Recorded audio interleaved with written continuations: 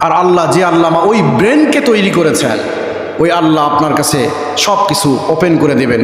সেদিন আপনি এবং আমি বলবো, মা লিহাজাল কিতাব লা ইউগাদিরু সগীরাতাও ওয়ালা কাবীরাতান ইল্লা আহসাহা। আল্লাহ তাআলা বলবেন, তোমার কিতাব তুমি পড়ো। আল্লাহু আকবার বলেন।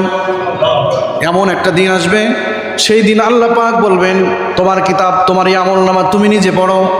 যখন আপনার হাতে আমলনামাটা আসবে, কোরআনের মধ্যে আল্লাহ পাক বলেন, মা লিহাযাল কিতাব লা ইউগাদিরু সগীরাতাও ওয়ালা কাবীরাতান ইল্লা আহসাহা। কিতাবটা দেখার পরে আপনি বলবেন, মা লিহাযাল কিতাব, হায় হায় কি কিতাব এটা, কি আমলনামা এটা, জীবনেও তো দেখিনি। মা লিহাযাল কিতাব লা ইউগাদিরু সগীরাতাও ওয়ালা কাবীরাতান ইল্লা আহসাহা।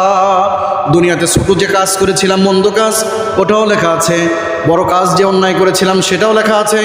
রোজা থেকে টেবিলের নিচ দিয়ে হাত দিয়ে নিজেকে বাঁচানোর জন্য যে ঘুষের লেনদেন করেছি, সেটাও আছে। ওই যে গোপন অবস্থায় যে গুনাহ করেছি, সেটাও লেখা আছে। প্রকাশ্য অবস্থায় যে গুনাহ করেছি, সেটাও লেখা আছে। এমন একটা খাতা এটা হবে প্রিয় ভাইয়েরা, আপনাকে পড়তে দেওয়া হবে।